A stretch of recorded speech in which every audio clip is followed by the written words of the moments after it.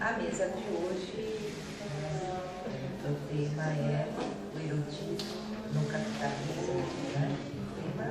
Por enquanto. Né? Por enquanto, né, Cláudio? E o Cláudio todo, né, psicanalista, professor, ex-professor da PUC, professor do curso Semiótica Psicanalítica Aplica na Cultura, grande amigo, irá debater com o Paul Carduz, também psicanalista, professor do curso Semiótica Psicanalítica, e os dois também são autores do livro Semiótica Psicanalítica Clínica da Cultura, que quem não comprou no lançamento poderá comprar hoje aqui com um desconto maravilhoso. Me desculpe pelos que compraram no lançamento, mas eu consegui um desconto bárbaro, que é apenas por R$33. Tá? Então, caso vocês queiram, podem adquirir hoje, ou então podem avisar todos os outros agregados, tá? Que esse valor está excelente, né?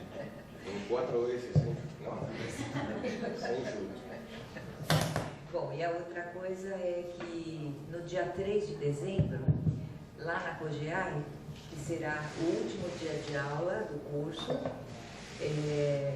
a partir das 7 horas da noite, nós vamos fazer um pós-lançamento do livro e vamos tentar reunir os ex-alunos retardatários e os alunos atuais, todos aqueles que quiserem celebrar conosco estão convidados, tá?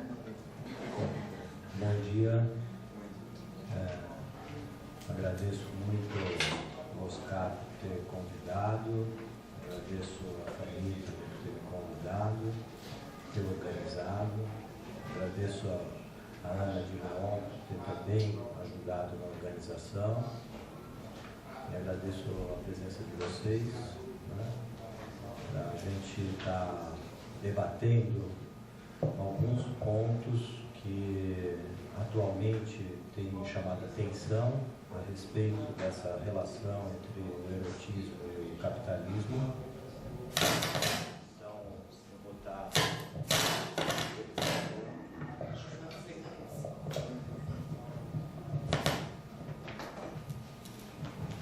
Alô? Alô? Agora eu.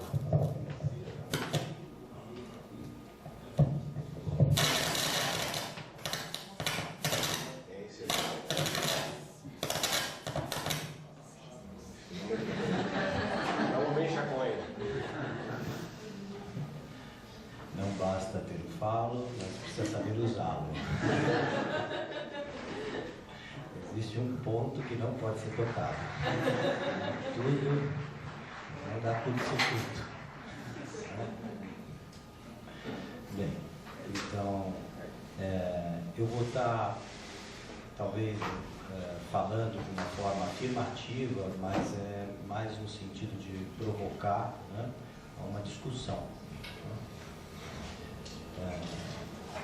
É muito comum a gente ouvir dentro do campo lacaniano, né, uma certa, a meu ver, uma certa distorção, né, dos conceitos elaborados, né, ou melhor, em vez de conceitos, da interpretação que Freud e Lacan dão tanto do erotismo quanto do capitalismo, como da relação entre o erotismo e o capitalismo, e como também, né, essa união e disjunção do erotismo no capitalismo, né? Tenho frequentado muitos lugares e tenho ouvido de várias pessoas bem tituladas, né, que o capitalismo seria um predador, e que as pessoas, o consumidor, é uma vítima do sistema capitalista, que o capitalista ele explora o proletário, que daí se faz um casal entre o capitalista e o proletário. E buscando no Lacan e buscando no Freud a gente se depara, né, com um discurso justamente contrário, né? O Lacan, já desde, né, do mito individual do neurótico, já chama a atenção de que a psicanálise nasce dentro dos meios de produção capitalista. E ele levanta uma hipótese, né, de que talvez se não existissem os meios de produção capitalista, talvez não existiria o discurso psicanalítico. Então, ali, naquele momento, né, inicial do Lacan, ele já vinha apontando para isso.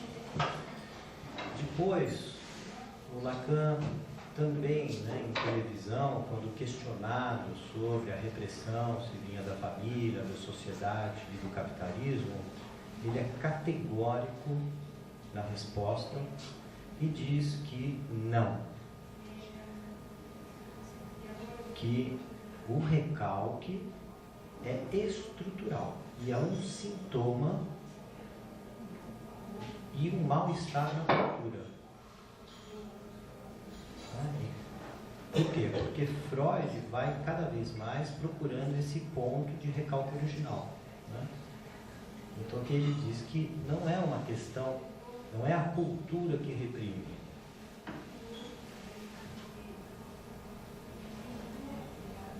E aí, separando, né, esses dois termos, repressão e recalque, né? Quer dizer que a repressão, isso em televisão, né? A repressão é decorrente de um recalque original estrutural. E que aí a própria pessoa é que faz a repressão sobre si próprio, se censurando, e que isso, o discurso, é para cernir esse efeito de estrutura. Bem, então, em Radiofonia, ele volta a falar também do capitalismo. Então, são alguns textos, né, na terceira, em Radiofonia, televisão, o Seminário 10, Seminário 11.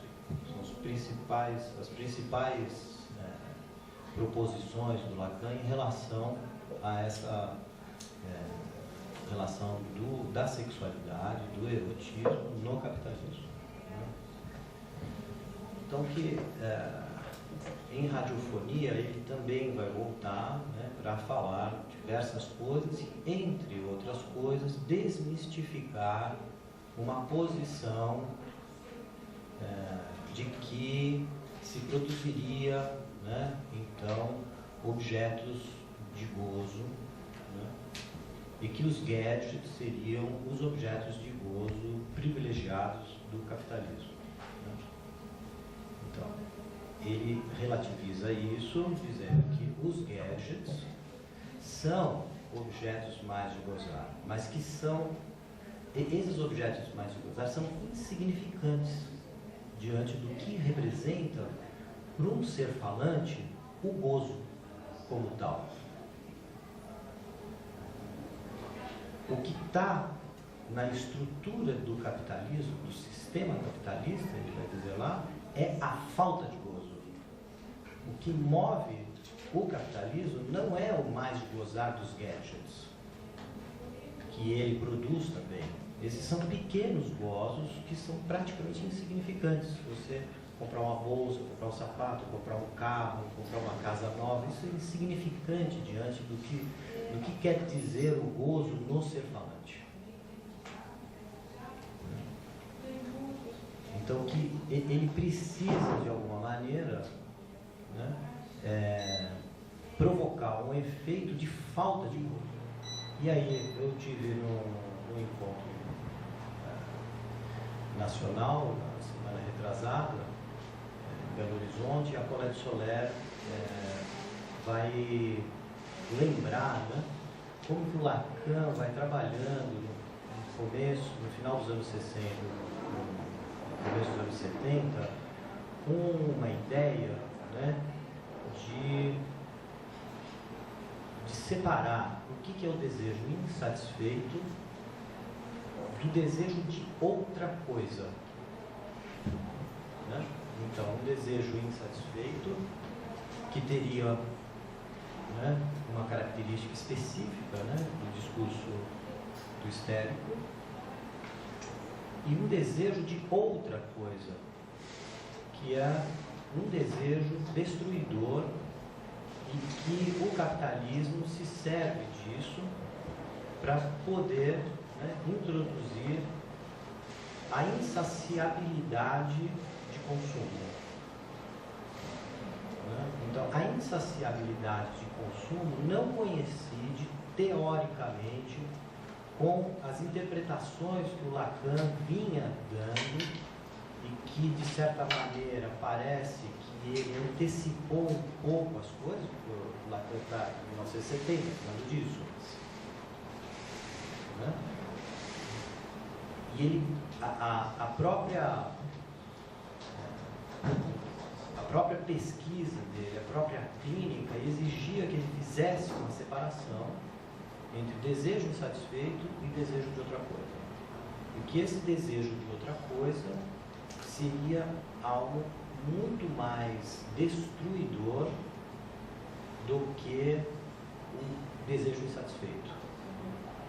Uma vez que o desejo insatisfeito, ele possibilita um laço. Ele faz um laço social. Pelo menos um suposto laço.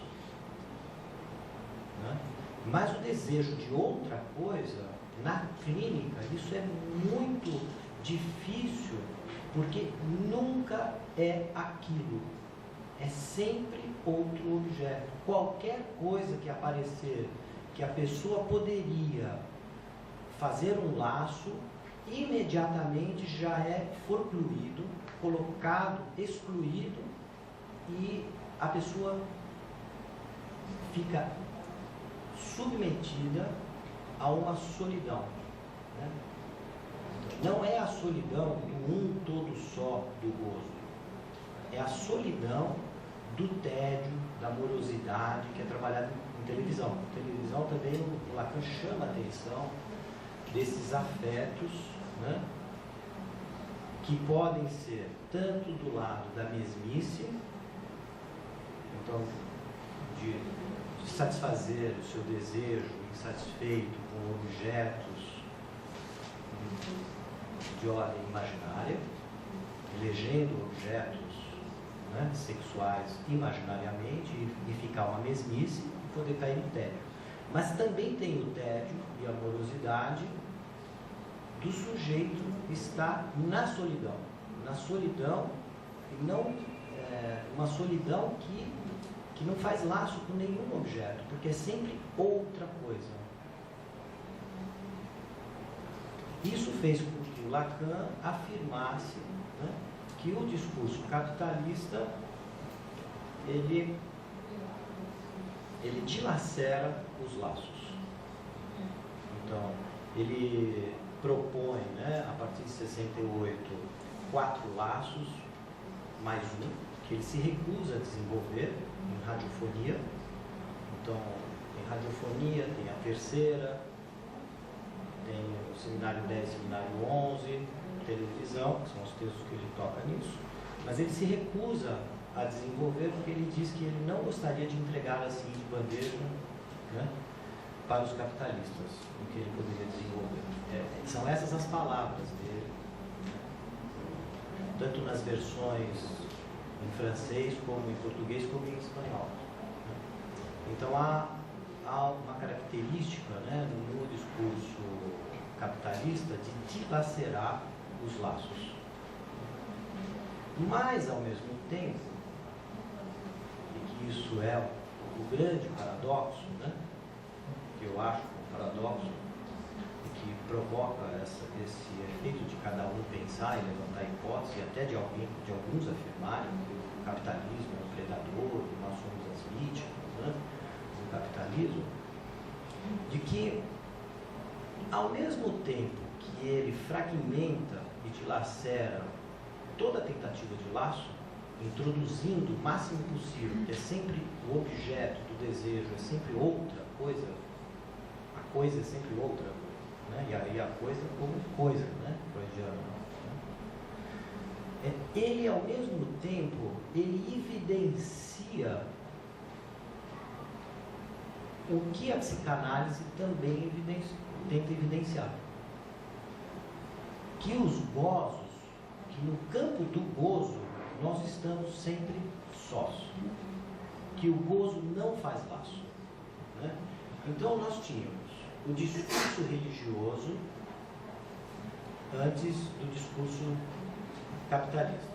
O discurso religioso tentava nos iludir e trazer uma promessa, né, de um gozo maior e nos iludir que nós conseguiríamos isso se nós mantivéssemos a família, os laços, ou seja, aonde a psicanálise evidencia através da clínica que não há relação sexual, né, e aí relação como rapport em francês, no sentido de razão, de equação, né? Então não há relação sexual. O discurso religioso procura, né, de alguma maneira, nos iludir que há relação sexual, né? Fazer o laço entre o S1 e S2, né? Bem, a psicanálise vem para mostrar que não há relação sexual. Só que a hipótese é, o capitalismo também traz essa dimensão, uma dimensão a mais do que essa, que é, além de não há relação sexual, não que uma é decorrente da outra, mas ele explicita isso, o capitalismo, que não há laço social, que o laço é uma forçagem simbólica, que estamos sempre sozinhos, no fundo. Então, que a psicanálise provavelmente pode ter um lugar, porque ao evidenciar isso com o capitalismo, estamos sempre sós, a psicanálise pode entrar para dar um destino para o desejo, para o gozo, para o erotismo, diferente do que os sujeitos mergulhados nessa solidão poderiam ter. Então, o único discurso que possibilita, né, um destino para o gozo e para o desejo, e esse destino é, né, o enodamento entre o gozo e o desejo, não é a binariedade entre o gozo e o desejo. Que o desejo está inscrito no próprio gozo, não são instituições separadas, né? É porque gozamos que desejamos, né? O objeto causa do desejo é o gozo, porque tem um gozo inscrito, desejamos, né, esse gozo. Bem, mas então a psicanálise entra aí como uma forma, né, de fazer com que cada um, em seu possa se separar do outro e também se separar do seu objeto. Quer dizer, de certa maneira, seria um questionamento à máxima de que todo desejo seria o desejo do outro. Então, coloco a questão aqui. Será que essa máxima é assim mesmo que Lacan acabou? Né? Dizendo que, no que diz respeito à interpretação do desejo, que todo desejo é desejo do outro? Será que no final de análise nós estaríamos defendendo a ideia de que o sujeito teria então apreendido que o seu desejo é o desejo do outro? Será que o desejo não tem diversas formas de ser apreendido e vivenciado? E uma das formas é o desejo do outro? Então, que o desejo, né, pode se deslocar, né, e aparecer no outro E a partir do outro, nós temos notícias, né, sem se dar conta que é o nosso próprio desejo, mas com uma análise poder cernir isso. Porque se a gente pensa que o desejo é sempre o desejo do outro, nós estamos falando que então a linguagem ela teve um efeito sobre o corpo e ela alienou o desejo na própria linguagem, o outro como o campo da linguagem. E que esse desejo então está orientado a partir da linguagem, a partir do outro. Será que é isso que acontece também na psicose? A clínica da psicose permitiria dizer que o desejo no psicótico é regulado pelo desejo do outro? Ou então, ao contrário, que a psicose seria a prova, então, que não existiria o desejo, já que não tem o desejo do outro, então o psicótico não teria desejo? Isso a clínica não mostra isso. A clínica mostra que psicóticos têm desejo.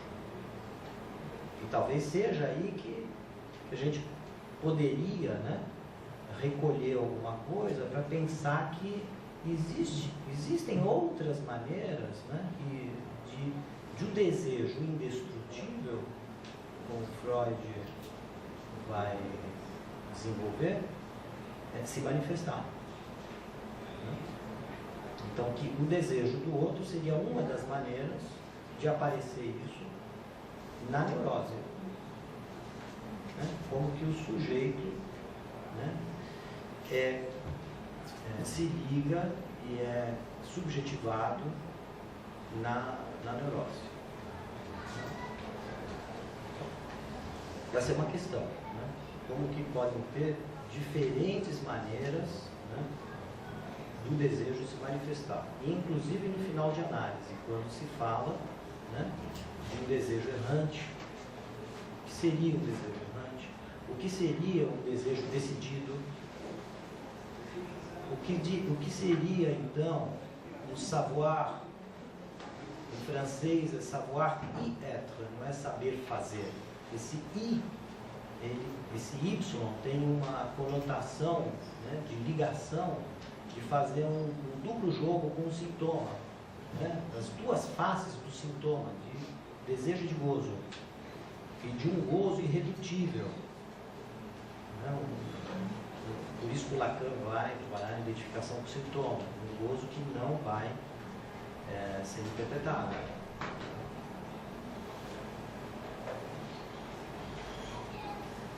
Do saber errante para o saber decidido, o savoir y être, o savoir y faire. Né?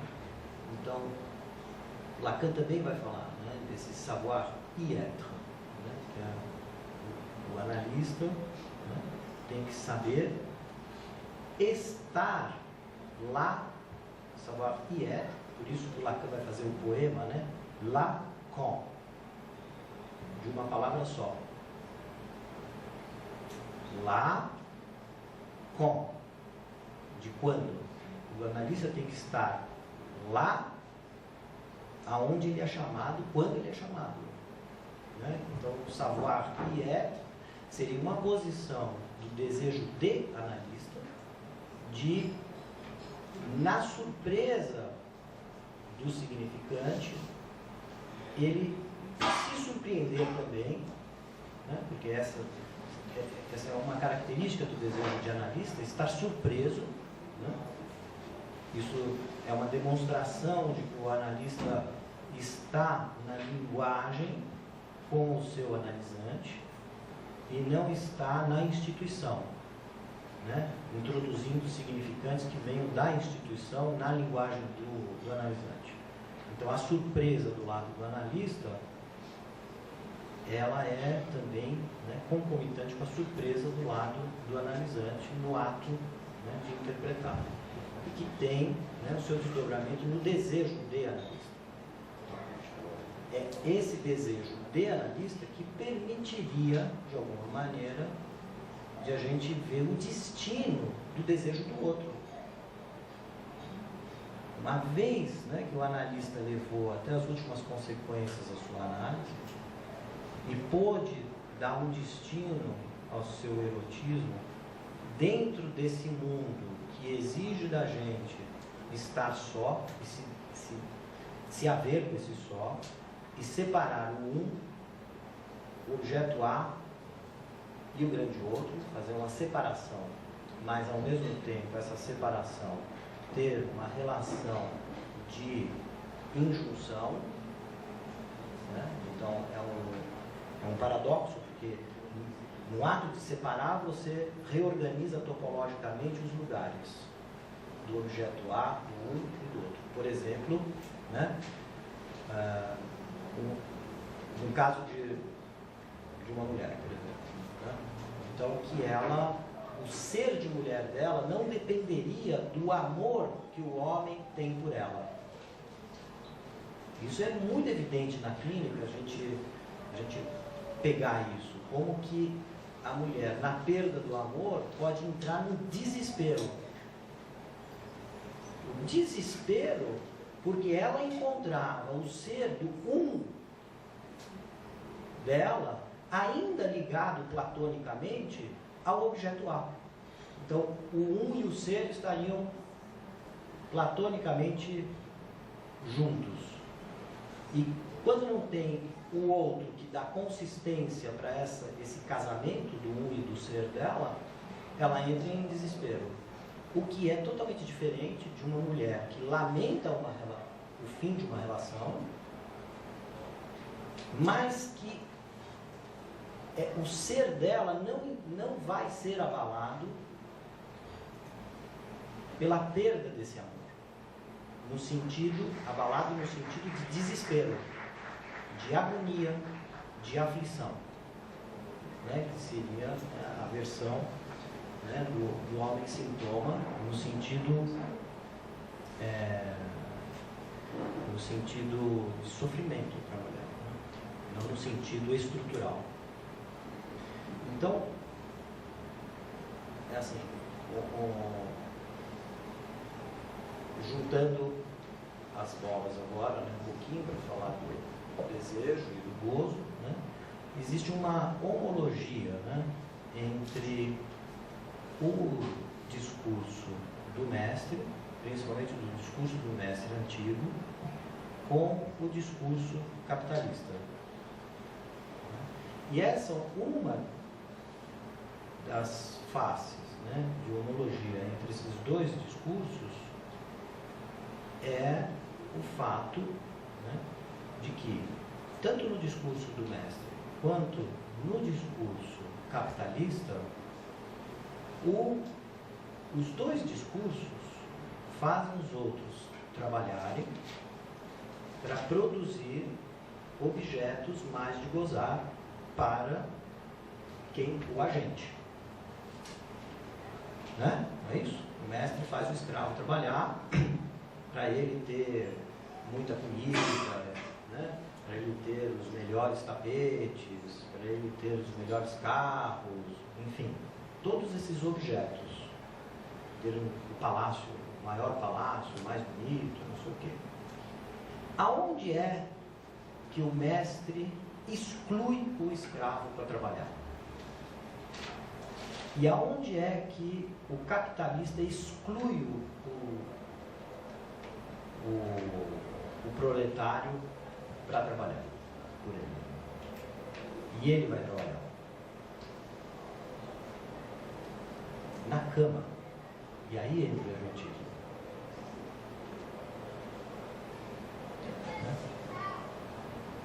Tá? Então eu deixo vocês nessa.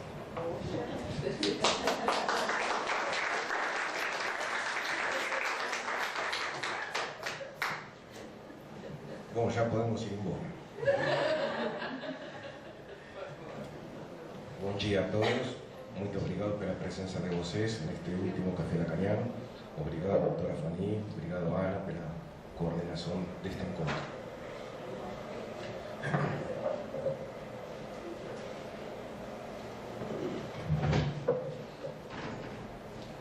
Estou pensando na fala de Paul, vou tentar articular algumas questões pulando outras que eu preparei.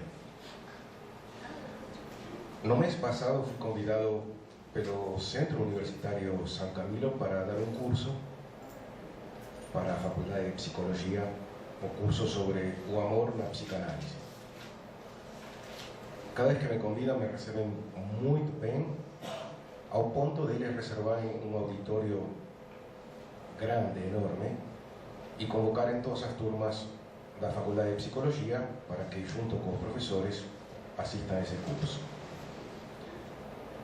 Esperen um pouquinho, porque não é uma exibição narcisista, o que eu quero dizer para vocês.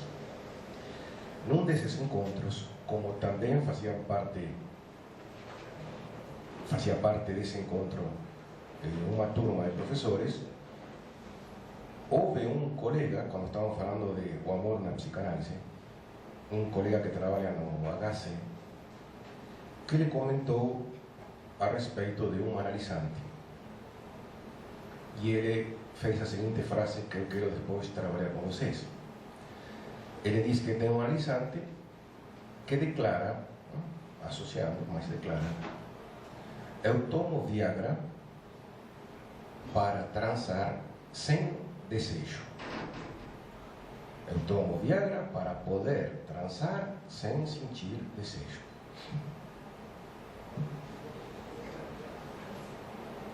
Segunda questão. Vou tentar ser bastante ético, porque a pessoa está aqui, mas uma professora de uma importante faculdade de aqui de São Paulo, que não é da área nossa, diz, com as palavras dela, que estava muito impressionada porque a turma de jovens para a qual ela dá aula pareceria que mostram constantemente que se posicionam como se estivessem respondendo a um imperativo de que todo mundo com todo mundo. Ela ficou impressionada de perceber de que, em termos do erotismo, lembremos que o erotismo é a metáfora da sexualidade.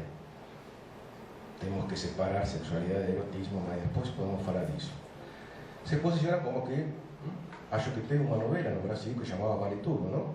Bom, mais ou menos assim. Menina com menina, meninos com meninas, bom, todas as formas de intercâmbio.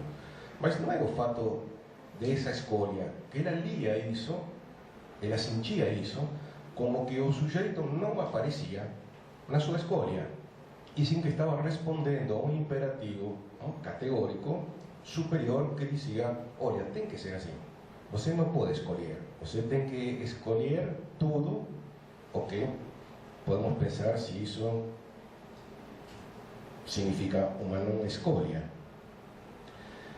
Me fez pensar o seguinte, se é você que está lá atrás. Bom, na década dos anos 60, se revoluciona o mundo da atividade sexual, portanto, o mundo do erotismo, com a invenção da pílula anticoncepcional. Nós poderíamos pensar que a pílula anticoncepcional poderia apagar o medo de ficar grávida, com uma função que é, apagando o medo, libera o prazer de poder transar sem engravidar. Eu me pergunto se, no nosso mundo hipercapitalista, depois podemos falar por que hipercapitalista, tomar Viagra seria uma tentativa de apagar o desejo, poder transar sem desejo. Uma tentativa de apagar o desejo para liberar o que é o gozo. Isso me faz pensar um texto que o Paul acabou de citar, que é a terceira texto de Lacan. Quando Lacan fala sobre o sujeito poder lidar com o carro como uma falsa mulher. Isso tem muito a ver com a nossa cultura brasileira, não? Lidar com o carro como se fosse uma falsa mulher. Ou seja, fazer uma parceria com os gadgets. Vou fazer um parênteses porque acho que vale a pena. Esta palavra, este significante, gadget, que nós associamos com a tecnologia, que nós associamos com os instrumentos tecnológicos, um celular, um iPod, um não sei quanto, vocês podem me ajudar com um monte de significantes, um tablet, etc, etc, etc. Esses artigos que têm uma função social, uma aparente comunicação. Originariamente, esse termo foi usado nos experimentos nucleares. Achei interessantíssimo a origem deste significante. O próprio Oppenheimer, quando foram fazer os testes para depois usar efetivamente em Hiroshima e depois em Nagasaki, ele declarou que não haveria absolutamente nenhuma garantia dos efeitos que poderia ter. Ou seja, ele estava dizendo para o mundo contemporâneo: bom, nós somos doidinhos pela tecnologia, nós amamos a tecnologia, mas mesmo sabendo de que não temos nenhuma garantia de que vamos poder controlar os efeitos devastadores, ou seja, que se se multiplicava, nós não estaríamos neste momento aqui. Mesmo assim, a paixão pelo instrumento, a paixão pela instrumentalização do objeto era muito mais forte. Por isso podemos pensar, a partir dessa, eu acho, não? Claro, minha opinião, a partir dessa metáfora, sim, os objetos que nós consideramos gadget, sim, são eles que vêm para, como diria uma colega, um artigo interessantíssimo, chama Márcia Rosa, escreve Jacques Lacan e a Clínica do Consumo, se eles viriam para não interpelar o sujeito, para não interpelar o desejo, para não interpelar o amor, para não interpelar o gozo. Essa é uma provocação que deixo para depois dialogarmos e discutirmos. Ou seja, me fez pensar um pouquinho na teoria das pulsões de Freud, quando ele diz que haveria 4 destinos da pulsão e um deles é a transformação no seu oposto.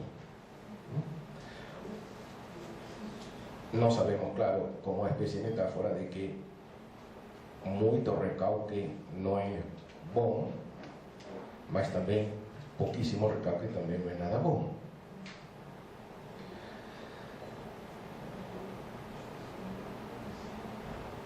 Mas poderíamos pensar se o erotismo, se a relação do sujeito contemporâneo neste mundo hipercapitalista com o erotismo se poderia articular a partir da teoria pulsional sobre a transformação no seu oposto. De tudo e de nada, de querer aparecer tudo como sujeito e não aparecer absolutamente nada como sujeito, renunciar a aparecer. Temos um monte de sintomas que nos permitem pensar isso. Estamos falando de erotismo, então podemos pensar um pouco no corpo. Se no corpo nós temos um imperativo categórico de um grande outro que, pelo fato de ser inexistente, pode ter consistência e, como metáfora, estar encarnado, e eu continuo defendendo um posicionamento de Renata Salecli e indo um pouquinho além, eu continuo defendendo que o grande outro hoje está encarnado no mercado, e mercado como um significante que se desloca metonimicamente com outras letras M, o mundo da moda, o mundo da mídia, o mundo do marketing. Se esse grande outro é aquele que determina estas questões sobre estar totalmente excluído ou estar, ou existir, se se pudesse totalmente, questões que nos fazem pensar na proibição e na transgressão. Volto a esse tema, o tema do corpo. Se esse grande outro é verdade que está encarnado na mídia, nós temos um modelo a ser preenchido. Como satisfacer esse grande outro é os corpos cada vez mais anoréxicos. Un imperativo donde aparece una moza que tal vez podemos considerar, entre aspas, normal en cuanto a su físico, y es clasificado como plus size, ¿no? ¿Lembran? Si por un lado tenemos eso, a conversión, o seu oposto, nos mostraría, ¿dónde es que está ese índice? Bueno, nos mostraría que no nosso Brasil o índice de obesidad está llegando a patamares absolutamente absurdos de 50, acho que 53%, 51% dos nossos irmãos brasileiros son obesos. Mostrar ese conflicto de esos dos lugares. Y tal vez eso nos puede pensar, nos puede hacer pensar para articular con a leitura de Lacan al respecto de os tres lugares fundamentais, o que nós chamamos, a partir da lingüística, a voz activa. Estamos falando de pulsão oral, claro, não? Pulsão oral, sobre devorar o canibalismo. Aí já temos mais uma provocação. Por que será que nosso mundo hipercapitalista, em uma das manifestações artísticas y culturales, se interesa tanto por ese tipo de figuras? ¿De qué figuras estoy hablando? Os vampiros y ahora últimamente os zumbis.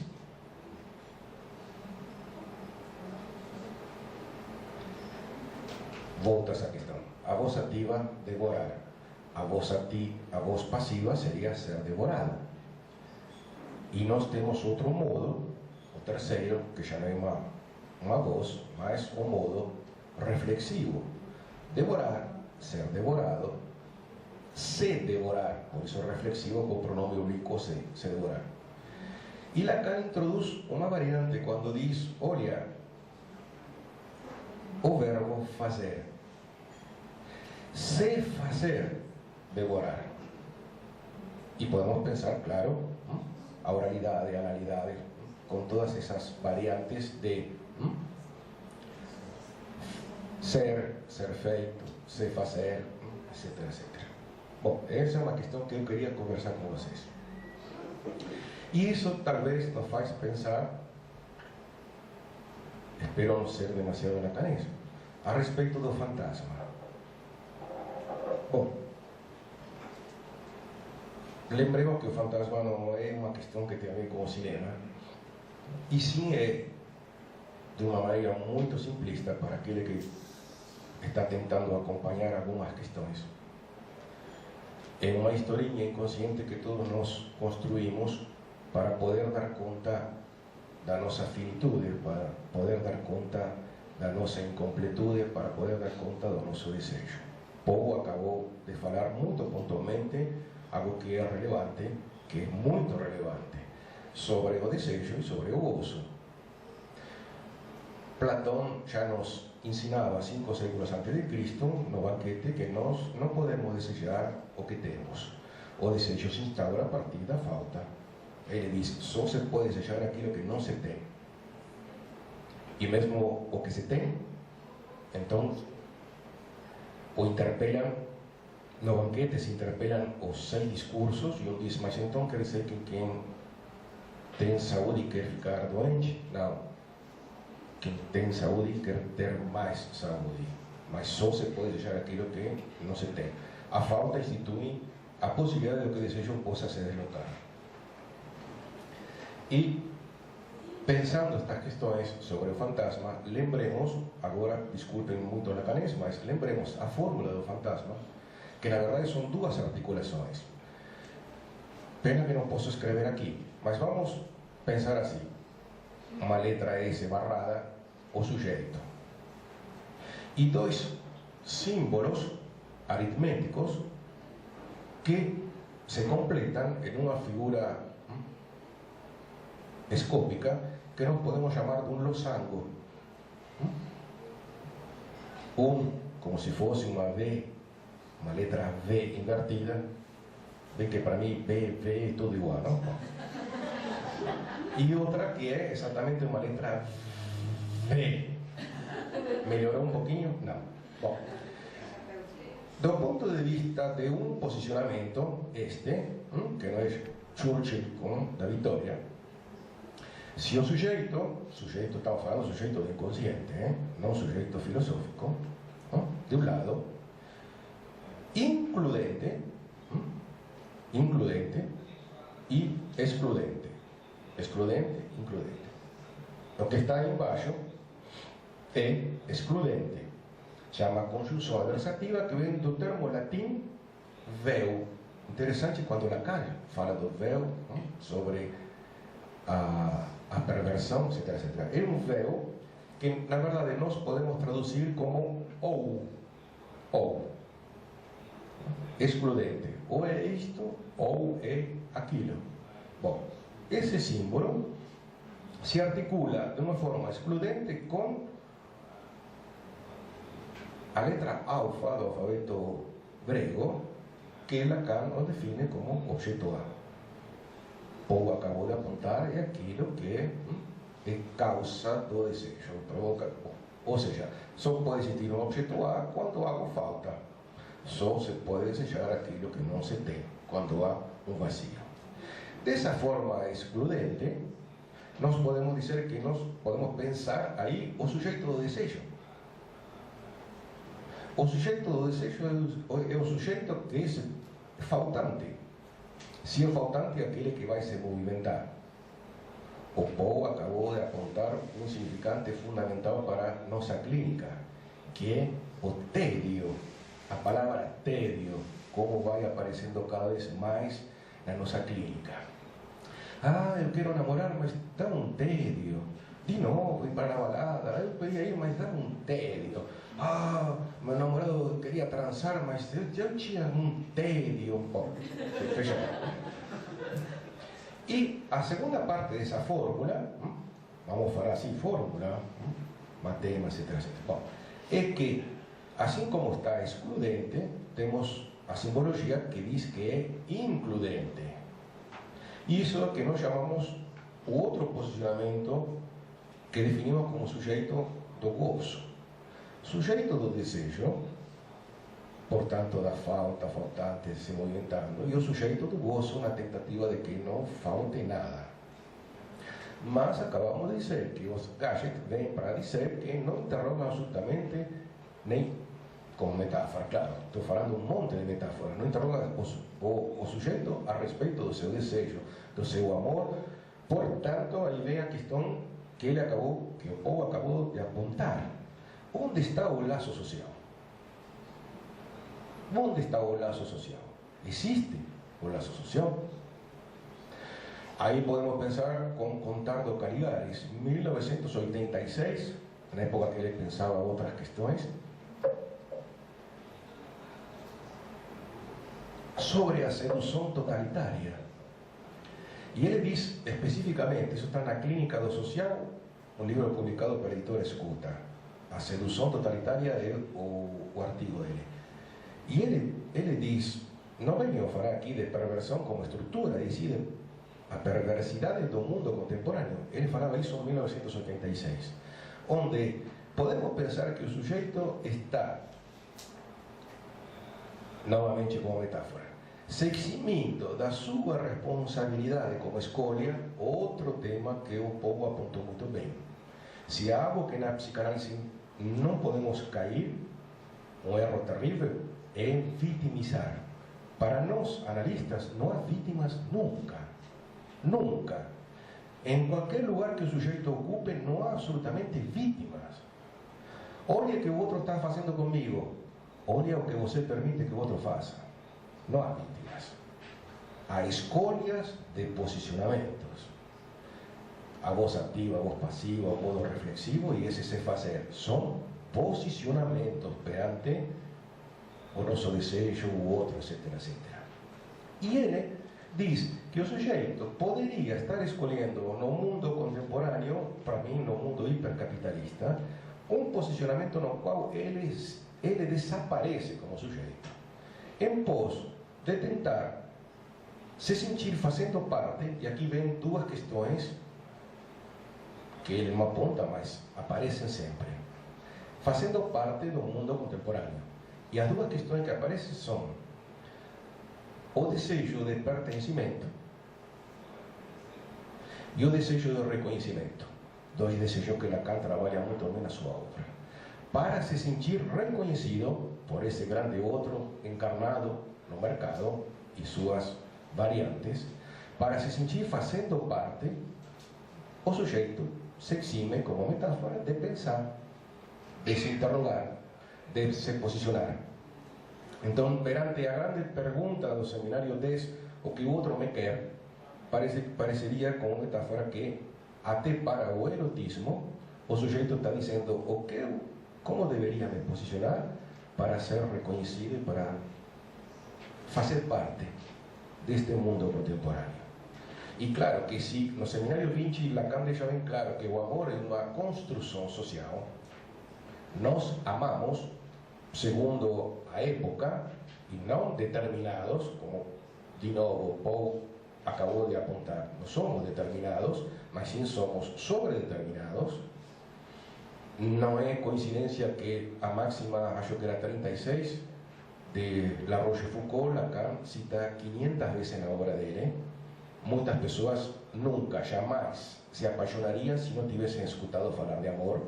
Ou seja, o mundo, o século, a civilização, a cultura vai nos dando paradigmas de como nós devemos amar. O sujeito contemporâneo talvez poderia, essa é uma reflexão que deixo para discutir com vocês, estar vivenciando o seu erotismo, porque se o amor é uma construção social, o erotismo também é uma construção social, é também uma produção social. Nós vivemos a metáfora da nossa sexualidade, nosso erotismo, a partir de esses imperativos que podem vir, neste caso, do mundo que podemos chamar o hipercapitalismo. É importante que deixemos de lado, porque separar sexualidade de erotismo é a norma tão básica como separar o instinto da pulsão. Quando algumas vezes algum colega nosso é convocado por algumas psicopedagogas a respeito de um grande problema que acontece frequentemente nas escolas de crianças bem pequenininhas, fulano de tal abaixou a calça e mostrou a bunda para falar: "Ah, que vamos fazer com isso?" Bom, já pensa em tudo, pensa em processar os pais, porque, bom, etc, etc. Bom, qual é a história aí que nós devemos refletir?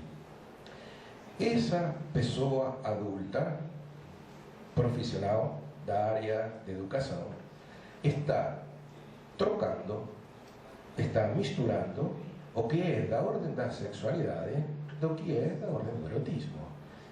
Como metáfora, ela está projetando o seu erotismo numa questão da sexualidade dessa criança que está começando a dar forma a seu erotismo.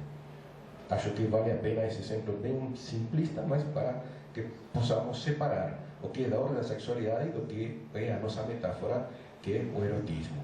Portanto, o erotismo tem a ver com nossa época. Tem a ver com os parâmetros que nós consideramos a partir desses dois desejos de pertencimento e de reconhecimento como devemos viver. Talvez tenha agora um pouquinho mais sentido aquilo que a nossa colega comentou sobre o sujeito que se posiciona não desejando, porque não desejar significa desejar tudo. Não se pode selecionar, não se pode renunciar absolutamente a nada. Se essa é uma tentativa de poder entender ou de poder encontrar algo que seria da ordem do gozo.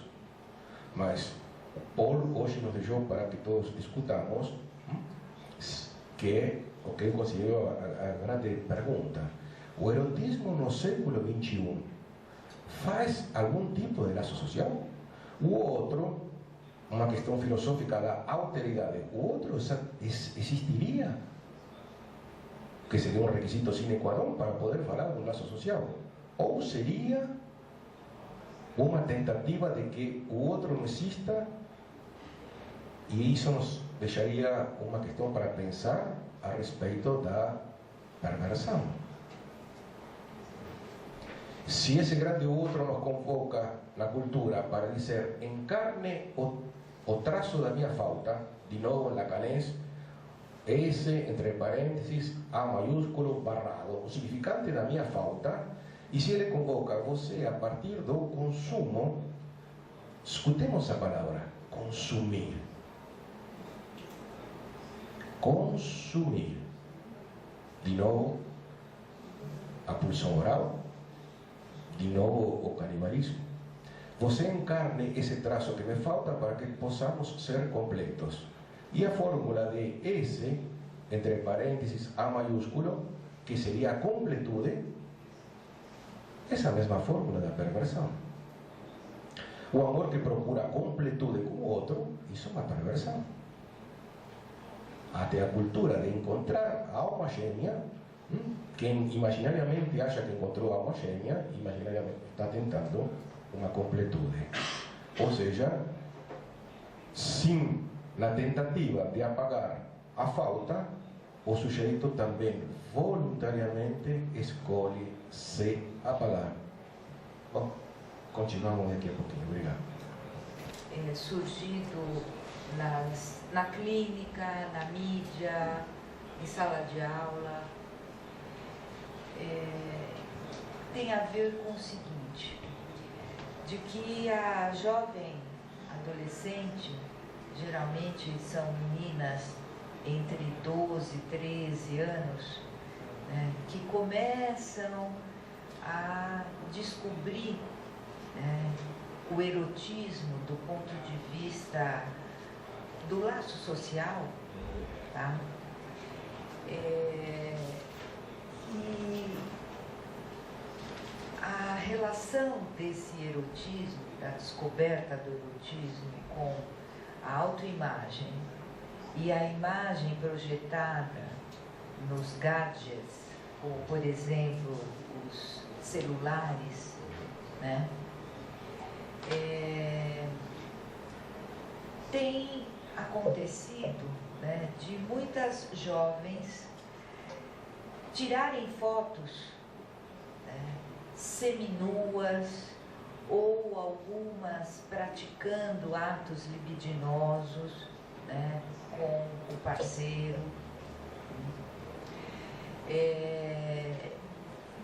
Sempre assim, quando se relata situações dessa ordem, né, são situações em que a jovem ela faz no campo privado, tá? Ou até mesmo por algum tipo de demanda do seu parceiro atual, né? Assim é explicado muitas vezes, seja por essas jovens, seja pelas mães ou os pais das jovens. Até que surge, eis aí a figura, né, que envolve, né, um campo que corresponde à perversidade, né, que evidentemente está canalizado na figura do rapaz, né, porque o que se coloca é que o rapaz é aquele que dispara as imagens para todos, né? E esse também é um ponto de interrogação, né? Ele está sendo, ele está representando quem aí? Se efetivamente é ele que dispara, né? E há casos de jovens de meninas, até pouco tempo atrás, uma que chegou ao suicídio, como outras já fizeram, né? Assim como algumas jovens, né, começam a sofrer bullying por conta disso, né? E os pais ficam realmente com um ponto de interrogação, sem saber exatamente o que fazer, né? E vocês colocaram aí também que tem algo do lado, né? Vamos pensar em termos desse grande outro, ou do supereu, a própria cultura, né? Como lidar com situações assim, já que esse é um fenômeno muito comum e que tem sido discutido, né? Porém a escola não sabe exatamente o que fazer com isso. Então eu queria que vocês falassem um pouco sobre isso. Eu estava fazendo uma viagem de navio com Camila Pitanga. Eu acho que eu vou escolher o que me interessa. Os navios sofrem um naufrágio, afunda. Bin Laden, que estava no mar, manda um torpedo e Bin Laden continua matando e afunda o navio onde nós estávamos.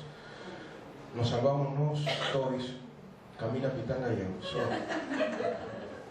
nadamos, porque eu tenho um estado atlético fabuloso, aguento o que for, e ficamos em uma ilha bem pequenininha. O primeiro dia, bom, não vou entrar em detalhes porque é uma questão ética, foi fabuloso. Foi fabuloso. O segundo também foi. Camila Pitanga. Mas no terceiro dia eu comecei a sentir uma sensação de um vazio interior, uma tristeza.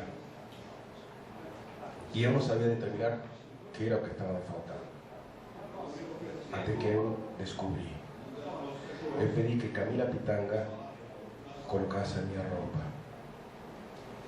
minha calça masculina social, porque nesse momento eu estava com um paletó, estávamos em uma festa aí justo, e ela colocou o meu paletó, minha calça social. Eu me aproximo dela e eu vou sussurrei muito, muito levemente no ouvido dela. Você já sabe, Samuel. A que você não sabe quem estou comendo. Não. Camila Pitanga se fantasia de homem e eu me aproximo dela e falo para o ouvido dela: você não imagina quem estou comendo. Essa foi uma tentativa de poder lidar com esse vazio. Essa anedota, transformada no que a Fanny está dizendo, nos pode mostrar algo que tem a ver com a neurose e algo que podemos pensar a partir da perversão. Eu começaria pensando, porque apareceu agora, ficaram boiando com a piada. A piada é o posicionamento masculino que precisa de um outro homem para ser reconhecido na sua habilidade. Oh meu, olha o que eu estou fodendo. Camila Pitanga, meu. Não estou comendo a minha empregada doméstica de Tanzânia, eu estou comendo Camila Pitanga. Se esse outro não está nesse lugar, eu não me sustentava. Isso é psicanálise. Apesar de ser uma piada que muitas mulheres consideram de mau gosto. Mas esse é um posicionamento para pensar que tem a ver com isso. Não vamos entrar nas questões de Bauman sobre o que é público, que não existe mais, o que é privado, que não existe mais, os limites, tudo isso já a sociologia nos ajuda muito, mas podemos pensar numa questão interessante que é: por que o perverso captura tão facilmente o neurótico? No sentido de por que o neurótico se oferece voluntariamente no lugar para entrar num sistema que convoca o perverso. Porque nós, se nós que estamos aqui demos certo, somos todos neuróticos, nós recuamos no nosso limite, onde o perverso não recua. Portanto, esse recuo que nós fazemos é uma questão que se articula com o nosso imaginário, mas se articula com as nossas fantasias. As fantasias, as proto-fantasias de origem, as fantasias pré-conscientes e as fantasias inconscientes, pré-conscientes e até as conscientes. Ou seja, o que Freud chamava os devaneios, o sonhar acordado. Tudo isso se recua perante o limite. Ou seja, o perverso faz o que nós, Maluf, faz. O perverso faz o que nós, neuróticos, nunca nos autorizamos a fazer. Ele realiza aquilo onde nós recuamos. Então, se nós, a partir de um lugar do nosso imaginário, nós precisamos alimentar a nossa libido, talvez no simbólico da linguagem, expressando determinadas frases para a nossa parceira, nosso parceiro, ou todas as variantes que vocês acharem melhor. Essas fantasias têm que recuar em um determinado momento, que é no momento de vamos ver. Antes do vamos ver, se pode alimentar absolutamente a nossa libido de 500 maneiras, até na pulsão oral e, portanto, a voz, a invocante. Eu posso falar para Camila Pitanga, vou fazer de tudo, vou isto, e não tem limite, e tudo que sai do seu corpo, eu quero. Isso para mim serve como uma leitura sobre por que tirar essas fotografias. Essas fotografias, a fantasia de um grande outro, mas ele tem que ficar na ordem da fantasia. Se não há absolutamente nenhuma manifestação humana onde não apareça o grande outro, aquele que gosta de literatura, que gosta de ler biografias de escritores, aquele que fala, olha, eu fiz um romance, mas eu guardei na minha gaveta, Ernesto Sábato, e nunca ninguém, bom, não fez o romance para ele. Ninguém escreve para si mesmo. Todo mundo, mesmo que ache que isso é um diário, que nunca ninguém vai ler, isso se escreve para o grande outro. Absolutamente. E até com a fantasia de escrever o diário quando você é adolescente, mas deixar a chave pertinho, porque o desejo que mamãe um dia leia e tem um escândalo terrível. Quando ele lê, então eu sou uma égua porque eu faço você lavar a louça. Bom, sempre há o grande outro. Mas esse é o grande limite que eu penso. Essas manifestações da pulsão escópica de ver, ser visto, se ver, se fazer ver, o limite era que ficassem na ordem da fantasia. Teve alguém que ocupou pelo menos, não vamos definir, ocupou pelo menos um posicionamento perverso que falou: se vista de homem Camila Pitanga para que olhem onde eu estou.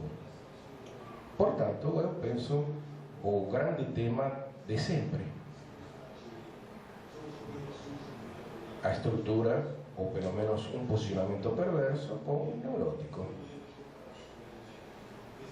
De aí podemos pensar desde a lei Maria da Penha, como não funciona, etc, etc, etc, todas as variantes e todo tipo de assédio, desde moral, físico, etc, etc.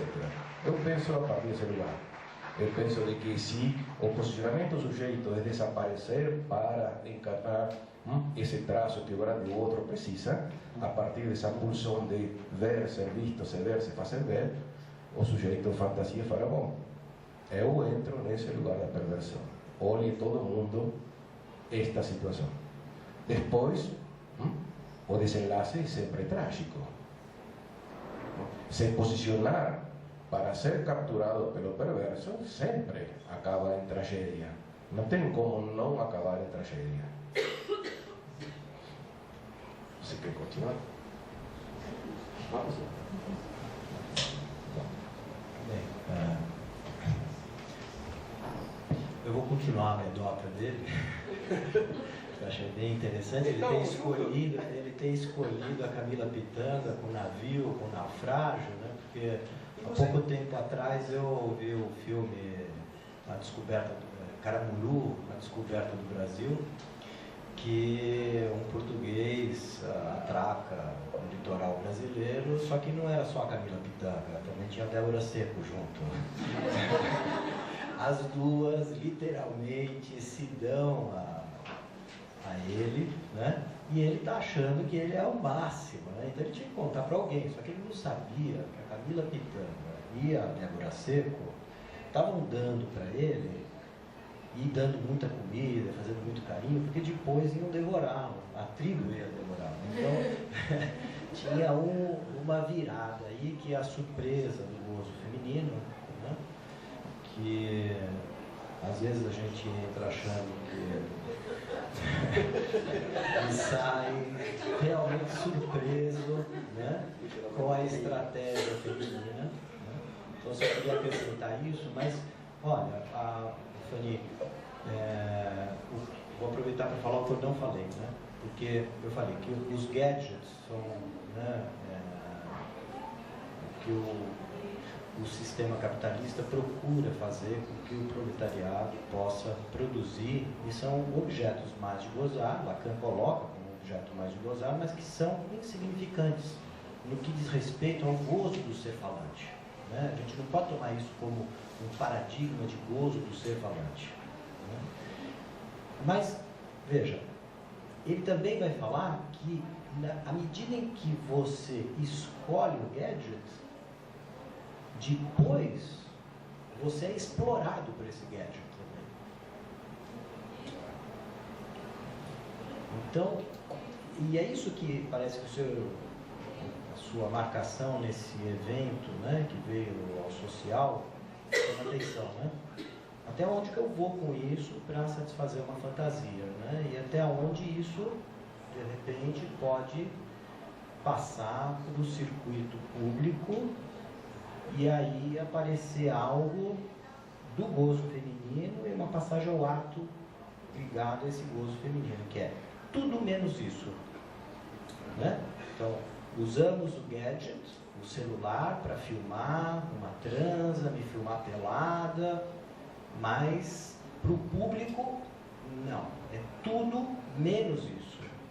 É isso que quer dizer, né? Um a menos no grande outro. Né? Um a menos no grande outro é tudo menos isso para uma mulher. Né? Então, ela faz todas as concessões para realizar o desejo e o erotismo que passa pelo desejo inconsciente do homem. Porém, também para ela tem um limite. Tem um ponto que é tudo menos isso, para o erotismo dela.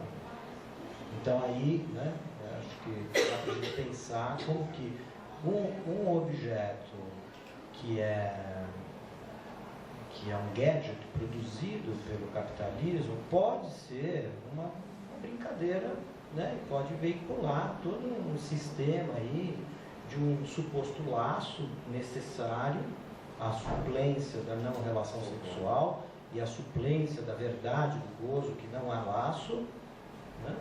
Mas que ultrapassado um limite não dá para dar conta. Bem, vamos ver as outras perguntas, né?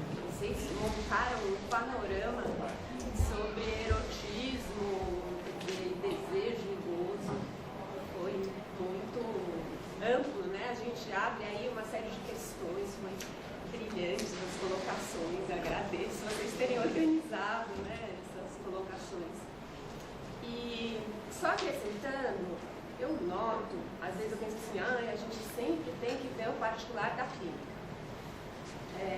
Continuamos nisso, né? Essa mesma moça, que nesse momento passou por toda essa vamos dizer, invasão de privacidade ou de um momento perverso do casal, pode no futuro ter um momento que ela não quer transar com ninguém. Já ouvi relatos de pessoas que viveram um erotismo assim, exacerbado, falam que não quero mais nada. Até na mídia aparece, às vezes alguém vai para a igreja evangélica, coisas assim. Eu queria acrescentar. Do panorama que a gente viu, na cultura atual, às vezes há excesso de erotismo. O erotismo se dá a acontecer por todos os lados. Mas também eu noto o apagamento do erotismo. Por exemplo, na figura da anoréxica. Por exemplo, na hora que o sujeito vai usar o Viagra, né, que é um apagamento do erotismo, do desejo. E até mesmo no desenvolvimento das técnicas de reprodução. Que a gente marca muito a coisa da pílula como um momento que liberou o prazer. E com o desenvolvimento atual das técnicas de reprodução, a reprodução é possível mesmo sem a transa, sem desejo, sem gozo. Porque acho que é uma nova revolução. Né? O que aconteceu, eu acho assim, na nossa cultura, a gente gente observa o quê? Meninas que estão passando por esse excesso de erotismo, falta um porte. Falta o porte. Pode ser uma estrutura perversa, então isso se perpetua.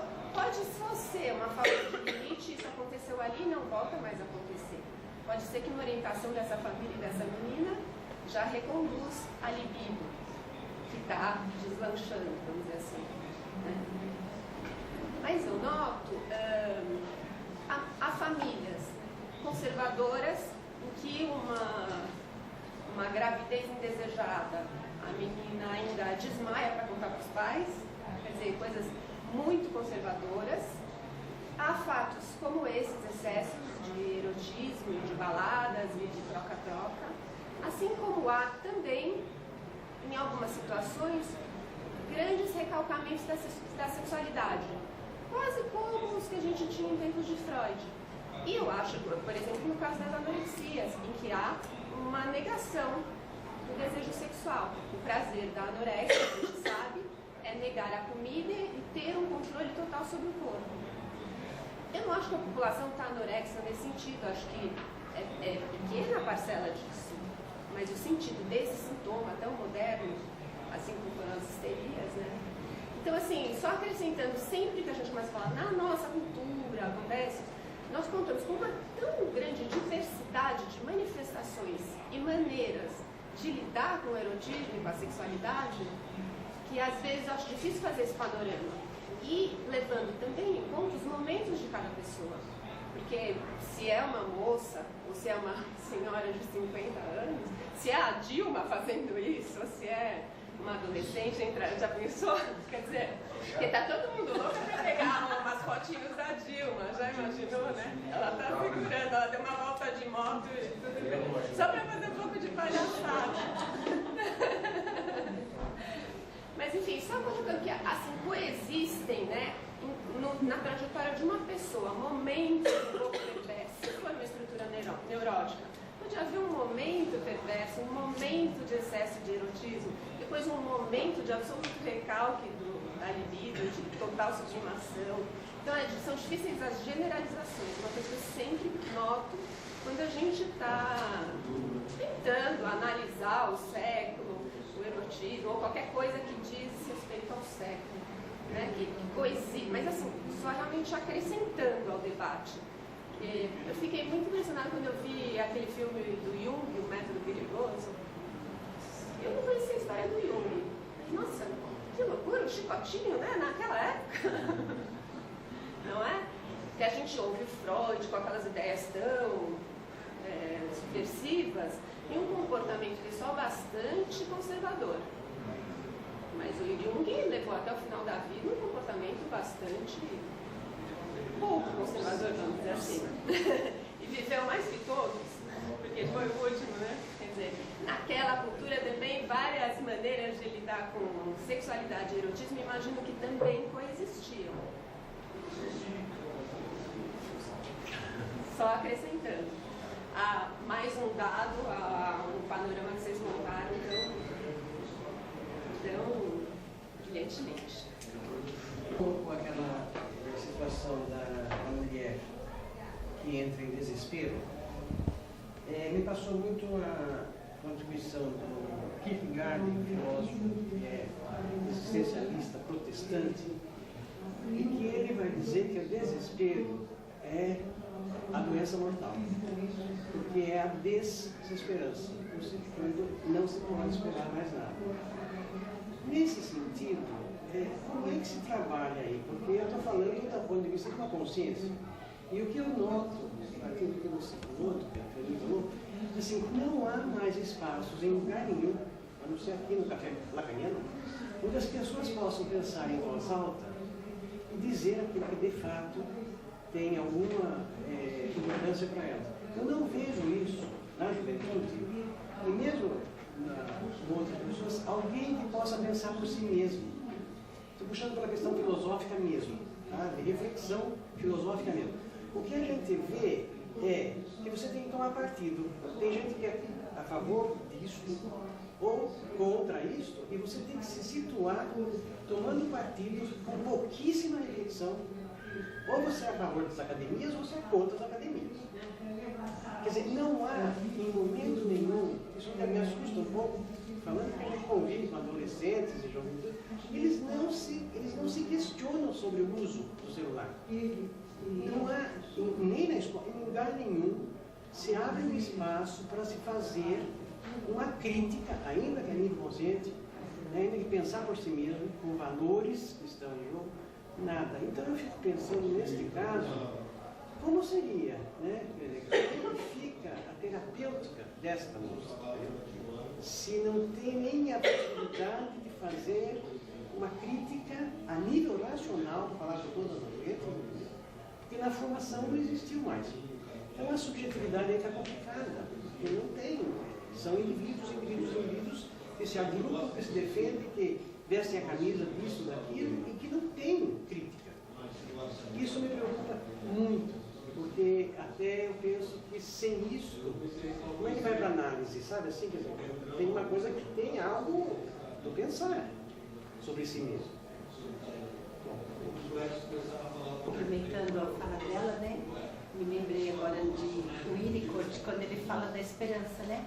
Então, não importa o quão neurótico ou psicótico esse indivíduo é, mas o quanto de esperança ele tem. Aí eu fiquei pensando na situação das meninas também, que se expõem, né? Será que existe o desejo de ser exposta? Será que existe esse desejo de ser... de estar na mídia como as figuras, né, presentes e famosas? Será que esse meu desejo de me tornar tão erótica, tão sensual para esse companheiro, para todos os outros que possam ver? Então fica uma questão assim, né, o que destrói tanto o ser humano? Eu estou vivendo isso, querendo ser aquilo? Isso deixa uma grande preocupação. Tem surgido esse assunto, até em aula, da ideia do vampiro, né, que está tão em voga, tá na moda, né, vamos dizer assim, né, a ideia do vampiro, né. E eu fiquei pensando um pouquinho sobre isso, porque antigamente os primeiros filmes, né, de vampiros, pelo menos os que eu assisti, né, antigos, o vampiro era alguém a ser combatido, né, era alguém a ser temido, né. Era uma aberração, né? Era algo estranho, era meio homem, mas era uma outra coisa, meio monstro, não é? E hoje, né, que nos diga a saga Crepúsculo, o vampiro é muito legal. Ser vampiro é legal, né? E isso para mim é uma metáfora dos nossos tempos, de que do consumo. Porque quem é o vampiro? O vampiro é aquele que consome um outro ser humano. Parece um ser humano, mas ele não é ser humano e ele consome seres humanos. E eu queria fazer uma ponte com a situação da mulher que, né, aquela mulher que se entrega ao vampiro, né, em nome do amor, né, porque sempre é algo muito idealizado aí. Ela, para se entregar a esse amor, ela deixa de ser mulher. Ela vai ser outra coisa a partir do momento que ela se entregar ao vampiro. Então, o vampiro como essa ideia da falta, né, no hipercapitalismo, como o consumo, aquele que nos consome, o perverso que nos consome, a todos nós como ser humano, e aí eu já estou ampliando, não é só a mulher que se entrega a ele ou a qualquer outra, né? Então o vampiro como essa simbolização, essa metáfora do hipercapitalismo, mas também, né, como algo que hoje é desejável, né? É desejável ser vampiro, né? O capitalismo nos diz, olha, você para completar a sua falta, você tem que consumir algo, alguém ou a você mesmo, não é? É bem sintomático, né? Então eu queria que vocês tem a música da Rita Lee, Doce Vampiro. Pois é. Ela fala do vampiro é doce.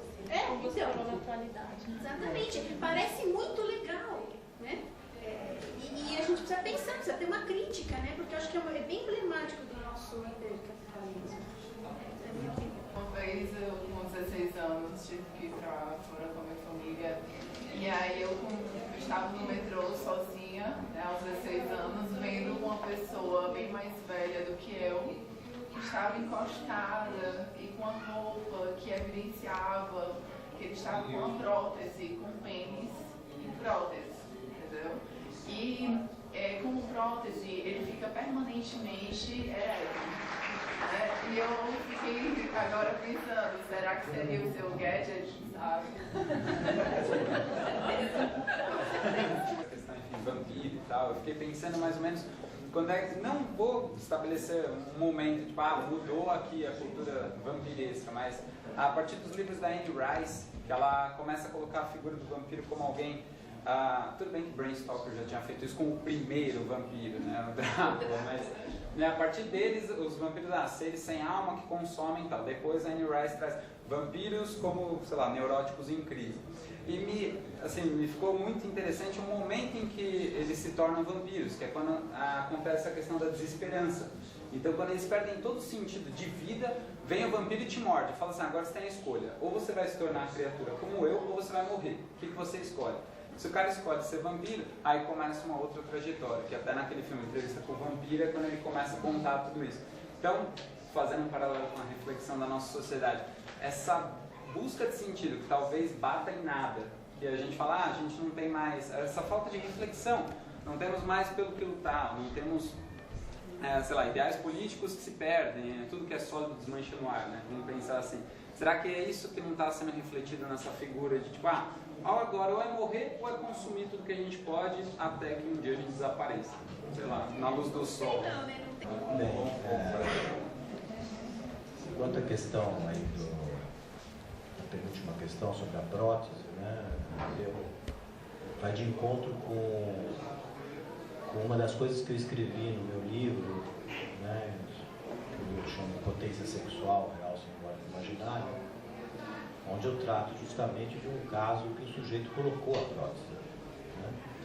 Então, como gadgets, pensar a prótese como gadgets é perfeitamente possível, lógico, né? Sem dúvida. E vem esse paradoxo, né? Que imediatamente, né? Que o proletariado produziu esse mais gozar, chamado prótese, imediatamente quem está consumindo esse gadget tira proveito, mas também ele é escravo, é explorado por esse gadget. Né? Então, isso é algo que se apresenta o tempo todo na clínica, né? O quanto que o sujeito está explorado por esses gadgets. Né? E o quanto ele também, né, é um explorador, porque o Lacan mesmo vai levantar isso, né? Não se iludam, o proletariado também está nessa, né, de explorar. Né? Por isso que ele vai falar, ele vai dar a resposta, né? Ele vai dizer, perguntam para ele, se eu não me engano é o Miller, que já era comunista, né? Na época, perguntam para ele, o que é o capitalismo?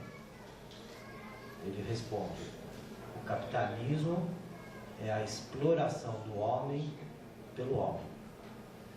E o comunismo é justamente o contrário.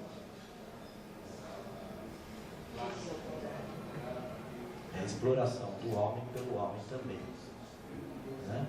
Então, essa questão, né, remete a mostrar que está todo mundo implicado aí nessa... Né?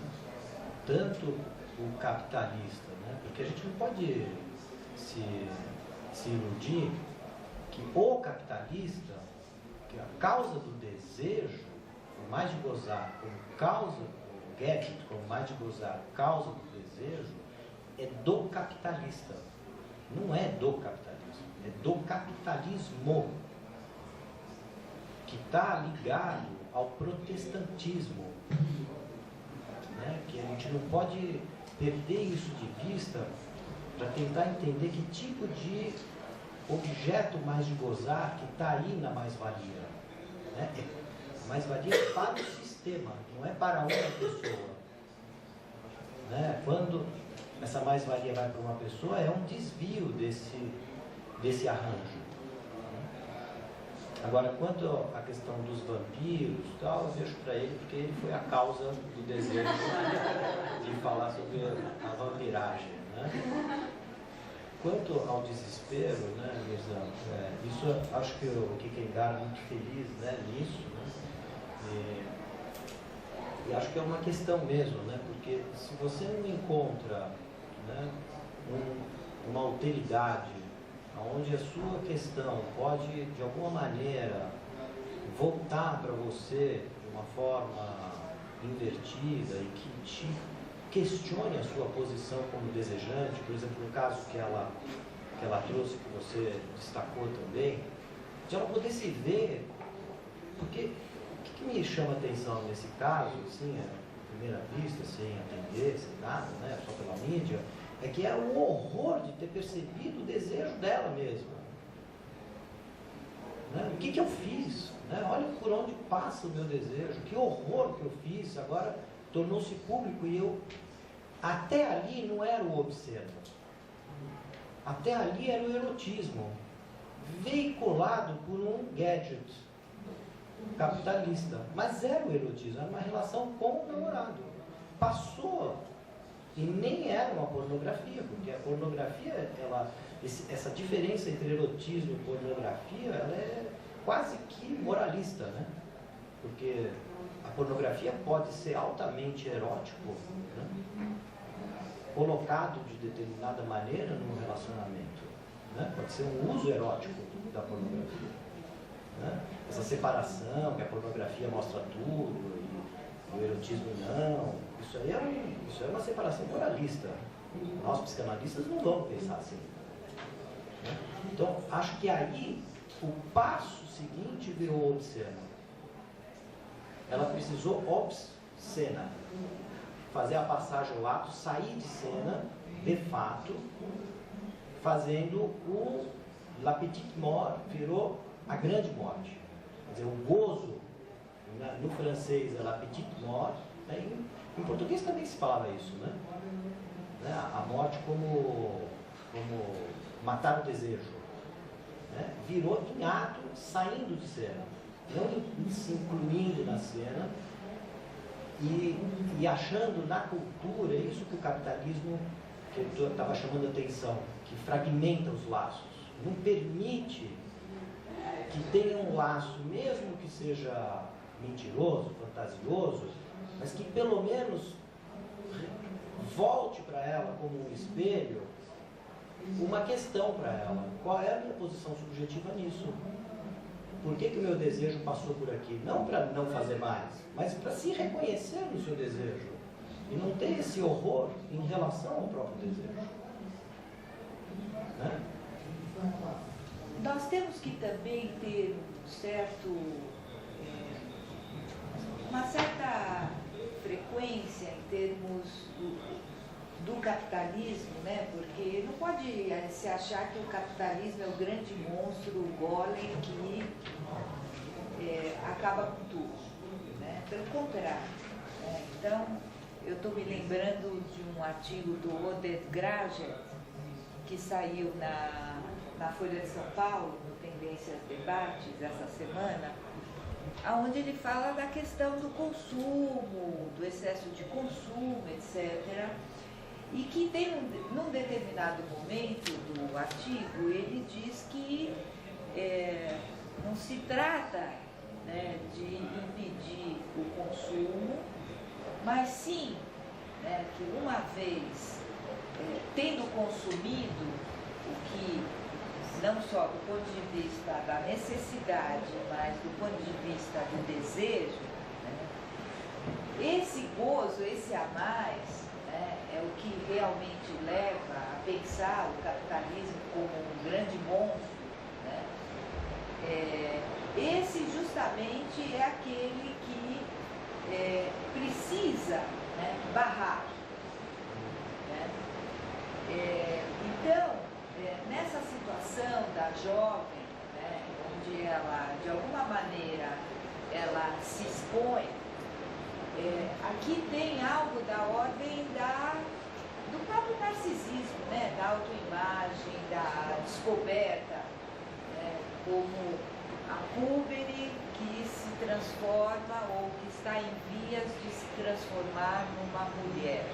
Então é toda a história da feminilidade, né? Então nós temos que compor toda essa cena para que justamente esses excessos, né, não contaminem o que efetivamente constitui, né, a sociedade, os bens de consumo e o desejo em si. Esse prazer exibicionista, o prazer de ver e ser visto, que acho que tem sido cristão, até tem a censura no Facebook, né? Tem a rapidez com que se vê depois do advento da fotografia e dos feitos freudianos, isso era diferente. E isso é uma coisa, às vezes, a ser disciplinada, que é sintoma realmente. O prazer disso é uma coisa liberada até pela tecnologia, mas também que exige sempre agora uma limitação, porque era um excesso, né? A Michele falou dessa diversidade de manifestações do erotismo, que não poderia se universalizar, né? Uma vez que é da ordem do singular e do particular também, e que é o que Freud faz, né? Ali onde o pequeno Hans diz é universal, o Freud fala, não, isso é fantasia, do particular, né? E do singular. Quer dizer, partimos de um universal, vamos para o particular, para depois extrair o singular. Óbvio. Né? Então, agora, isso que a Feli está trazendo me fez lembrar que, assim, eu também não falei, que é que, ao mesmo tempo que nós não somos vítimas de um sistema, mas se um sistema existe, ele também nos impõe as nossas expressões, inclusive de desespero, de agonia. A expressão disso vai depender do momento histórico, dos recursos que esse momento histórico vai dar para a gente poder expressar isso. Na Idade Média, talvez se fazia um suicídio por outro motivo, não por causa da exposição pública, né? Então acho que a gente não pode esquecer isso, né? Que na época do Freud tinha sintomas diferentes de hoje, não quer dizer que não existam hoje, né, esses sintomas também. Se a gente vai na periferia, nessas igrejas, 10 mil pessoas, a gente vai ver gente cega lá, de repente o pastor vai, coloca a mão na cabeça e passa a olhar, vê gente paralítica, todos aqueles sintomas, a gente precisa andar por aí, né? A gente vê isso, né? Talvez a Mirza possa também trazer uma contribuição. Ela tá, você está trabalhando ainda com os hospitais psiquiátricos do estado de São Paulo, né? Talvez ela esteja bem de perto, por isso quanta gente não é internada aí, na verdade são histéricos, ou né? Não sei se chegam a ser internados, né, como psicóticos, na verdade são histéricos. Existe uma proliferação de sintomas e existe sim pessoas que têm uma opção pela solidão, inclusive a solidão, né, ligada à sexualidade, né, que optam por né, ir para o assexual, não no sentido de asilo sexual, mas no sentido de inibição mesmo sexual. Isso é fato, né?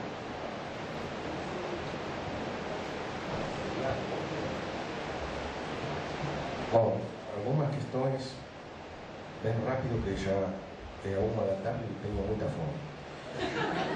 Chico Sá, o filósofo grego Chico Sá. Pornografia é a sacanagem do outro. Erotismo é a minha sacanagem. Acho genial. Até tem a questão que hoje foi levantada de outra maneira, se o mercado é uma religião. Protestantismo, etc., se o mercado é religião. Superstição é a religião do outro. A minha é a religião. Bom, vou só apontando porque já estamos. Kierkegaard fala assim do desespero. Século XXI temos um filósofo francês, este sim é filósofo, André Comte-Sponville, que escreve uma obra que chama A Felicidade Desesperadamente. Foi traduzido assim pela Martins Fontes, mas lendo a obra dele, se percebe que a ideia era que o título fosse a felicidade desesperadamente, que iria ao encontro de Lacan quando Lacan diz: não falem, não esperem a felicidade por tudo aquilo de ruim que ela pode trazer, que ela vai trazer. Ele fala como imperativo. Ou seja, o conceito de felicidade, sem um desplazamento, um deslocamento de a questão da completude, isso é da ordem do pior. Ou seja, por isso pensei um pouquinho em André Contemporâneo. A respeito dos vampiros, eu me lembrei novamente de Platão. No discurso de Sócrates, no banquete de Platão, que ele diz que só sei falar de amor, não sei de outra coisa, ele diz que aprendeu com uma mulher, Diotima. E Diotima, segundo Platão, aliás, Diotima, segundo Sócrates, segundo Platão, muito interessante essa questão, mas fala que tudo que nós fazemos, míseros mortais, é sempre para poder encarar de frente a morte. A morte, a castração são os únicos grandes temas que fazem nossas vidas ir girando na procura de uma forma de lidar. E a Diotima diz: as únicas duas formas que encontramos os mortais de poder lidar com a morte, com a finitude, são a procriação e a criação. Hoje podemos pensar no século XXI o lugar que ocupa a procriação no sujeito contemporâneo.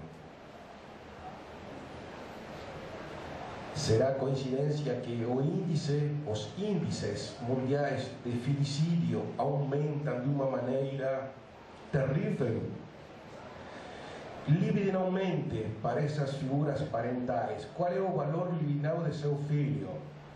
Enquanto se postam fotos do Facebook disfarçado, fantasiado de um adulto em miniatura, e quando evidentemente e lamentavelmente vai crescer e já não vai postar: olha que bonitinho sorrindo, olha o primeiro dentinho, olha a banguelinho, olha vomitando no barbeiro, olha, bom, etc, etc.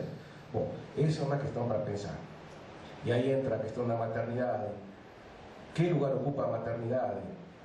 A idade que cada vez vai se prolongando mais, porque os primeiros anos têm que ser para o mercado, não para o filho.